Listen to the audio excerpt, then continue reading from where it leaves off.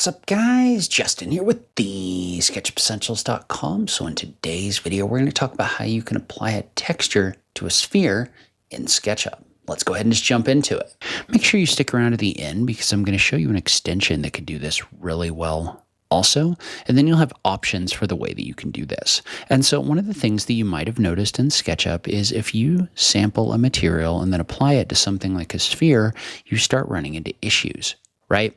And the reason why is because the underlying geometry of a spherical shape is more complex than something like a simple surface, right? If we were to go to View, Hidden Geometry, and look at the geometry on here, SketchUp doesn't understand the more complex shapes with your basic setup, and so it doesn't know how to apply this to an object because it doesn't know where to put the individual parts and pieces of the image that you're trying to apply. And so there's a couple ways that we can go about fixing this. So the first is to take a texture or a material and change the kind of texture that it is. So I'm going to toggle my hidden geometry back off. And so you can see what I've done here is I've taken this object and I've set it up where it's straight across from the sphere right here. And so one of the ways that this is really helpful, or one of the ways that you can set this up properly, is going into parallel projection and then going to a front mode and then toggling your X-ray mode on in order to figure out where to place this. Because what we're going to do is we're going to set this up where SketchUp can actually project this texture onto a surface, right? And so wherever I put this is where it's going to be projected. So I'm going to set this up right here where it's going to project it on the sphere like so. Well, notice, even though I did that, if I sample this material, I'm still going to get that same issue, right? The reason why is because we want to take the raw face that this texture is applied to. So if this is grouped, by the way, you need to make sure that you're getting to the actual raw face. And then if you right-click on it, when you go to texture, there's an option here for projected. What projected is going to do is it's going to allow you to take a material and project it directly in a direction on your object. So now if I come back in here and resample that material that I set as projected, and then I click on the sphere, notice what it's going to do is it's going to project that texture onto the sphere. And so what that's going to do is that's going to project that texture on the faces of the sphere. Now, in this case, this is a little bit frustrating because on the back side of the sphere, this is actually textured improperly, right? And one thing to note about this, by the way, is if you position this texture, so if you make it bigger and move it around and then resample it. So I'm going to hit enter, resample it and reapply it. Notice how this got bigger. So this got bigger because we made the original texture bigger. It's not like a live link, but it is something where if you resample it, it'll reapply this texture. And so what I don't like is the way that that's projecting this backwards on the other side right here, because it's just projecting it all the way across. And so if I have something like this where I want to project it on both sides, a lot of the time what I'll do is I'll split my sphere and then I'll have two separate faces in here that I can apply these textures to. And so the way that I do that is I go to View, Hidden Geometry, and I go to a top-down view. Now, you want to make sure when you do this that you are in parallel projection mode under your camera, because then what I can do is I can go in here and I can select these edges right here, and it's going to pick up the edges on the top and the bottom. And because I'm in a true top-down view, I'm not picking up any extra edges in here because there's no perspective that distorts this on the back side. But now, what I can do is I can toggle my hidden geometry off, but I'm going to leave this selected, and I'm just going to unsoften this in the entity info right here. So I'm just taking 24 edges, unchecking the box for soften, and now notice how this splits out these two faces. Now, if you do not get the complete line all the way around the perimeter of the sphere, this isn't going to work. So make sure that you're careful when you're doing your selection. But now I'm going to sample this and apply it to this face. Well, notice how because these are two different faces, it's not applying that to the back face right here. Well, all I've done, and I can do this again, is I've just taken this. So I'm just going to use the move tool in copy mode to take this, and I'm going to flip it using the flip tool right here. And I'm going to right click on the surface. I want to make sure that I have just the surface selected. I'm going to go to texture, position.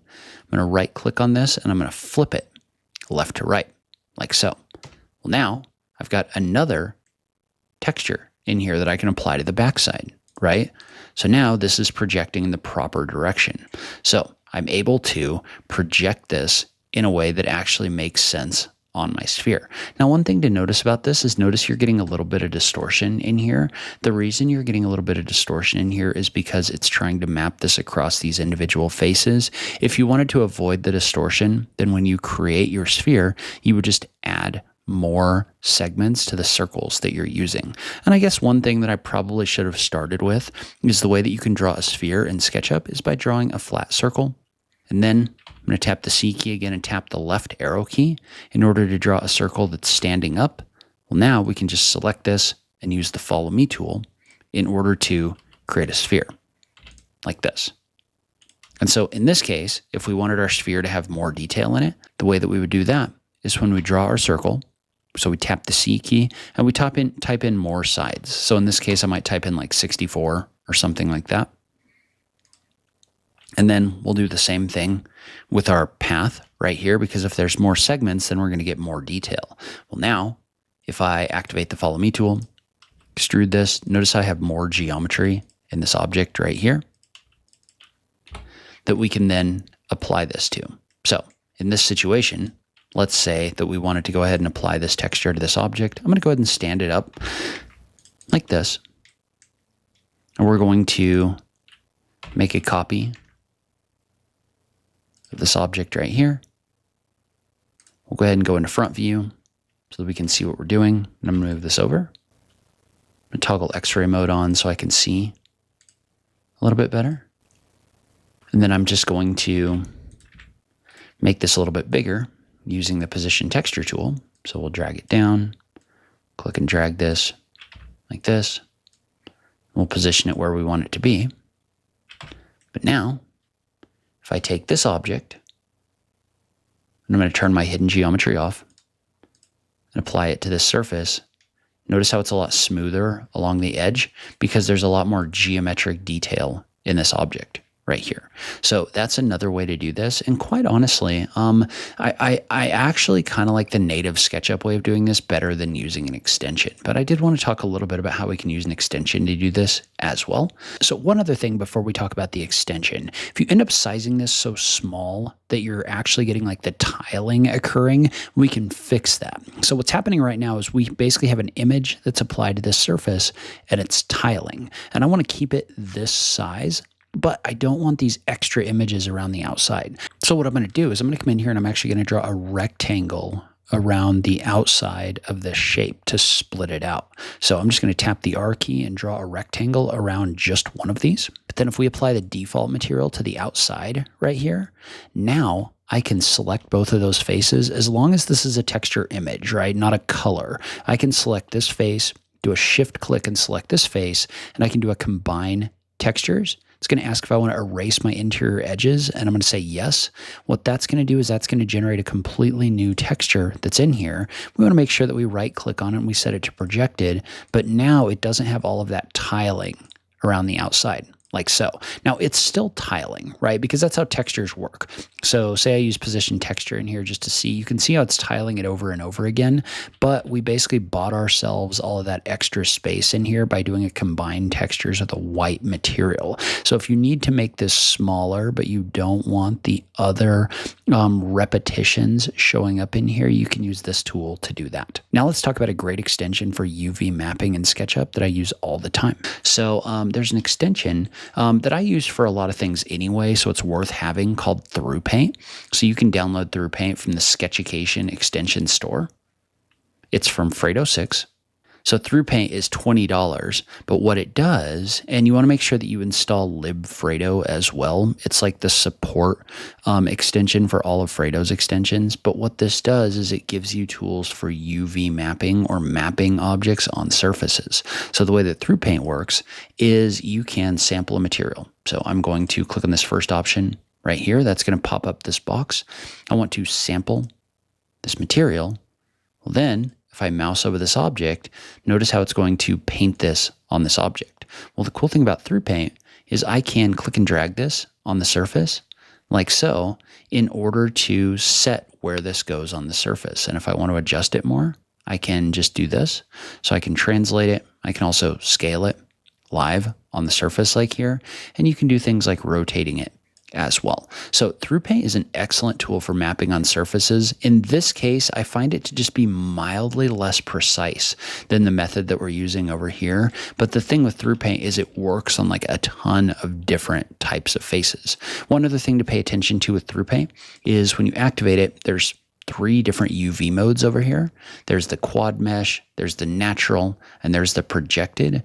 Well, in the case of something like a sphere, you want the projected, right? Because it's going to project it on the surface. So notice if I try to change this to one of the other mapping methods, right here, it just doesn't work quite as well. So this is, I mean, you can definitely still use it, but notice how it's just not projecting it on the surface in the same way with either one of these UV modes. So you're probably going to want to use that projected mode in this case because it makes the most sense. But again, like I use this for all sorts of crazy faces and it works really good. So definitely worth playing around with and trying for sure and seeing if you like that for this kind of application. All right, so that's a couple different ways to map textures onto spheres. Leave a comment below. Let me know if you have any ways to do this. I just love having that conversation with you guys. If you want to learn more about how to use SketchUp, make sure you check out the SketchUp Essentials course. I'll link to that on this page. As always, thank you so much for taking the time to watch this, and I'll catch you in the next video. Thanks, guys.